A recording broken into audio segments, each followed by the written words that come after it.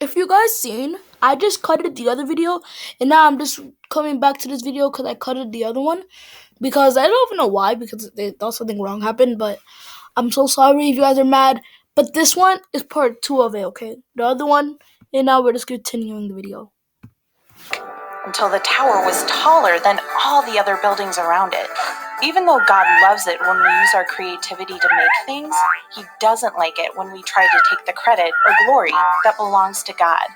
Because God is the one who created us in the first place. He gave us our brains so that we could think and dream. And He gave us our hands so that we could build and make all sorts of things.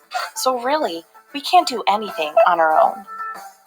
So when the people built the tower to show how great they were without God, He decided to stop them by confusing them and making them all speak different languages. Now they couldn't understand each other at all. When one guy talked, the other had no idea what he was saying. It made it really hard to work together or even live in the same place. So they all scattered and moved to different parts of the world.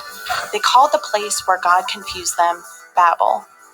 The great news is that people didn't have to build a tower to be with God, because one day He would come to earth Himself to be with us and rescue us, because Big spoiler, but who cares? He loves us. And that's the story of the Tower of Babel. So in case you missed it, here's the quick version. God created a perfect world. People messed it up. God started the world over. The world filled up with people again. People wanted to build a tower. We actually don't need to see the quick part because the link will be below. Next video. All the videos I bring, link below. All of it. No cap. Let's watch.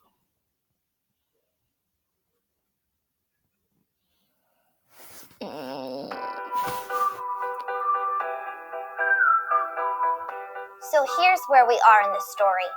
After God made the world and everything in it, and after people messed it up and it wasn't perfect anymore, and after God decided to start the world over again with a flood, but save Noah and his family, and after Noah's family had children, and they had children, and they had children, and they had children, and they had children, after all that, there were people on the earth again.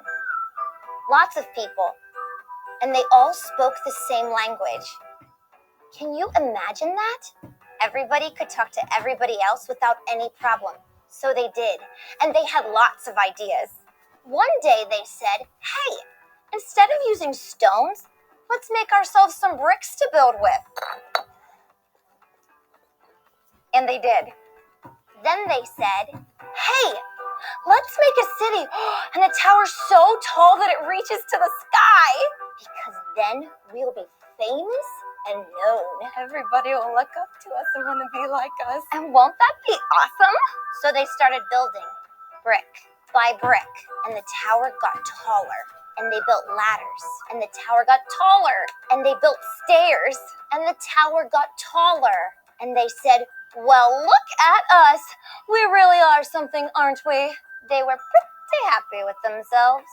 God knew His people were inventing bricks, building cities, and making towers. And He liked that. Because God loves creativity and ideas and new things. Do you know what He didn't like? They weren't making a tower to point people towards God. They were building it so that they would be the famous one. Okay, guys, we're cutting here again. I don't know why, but we're cutting again, so we can go bring the next one.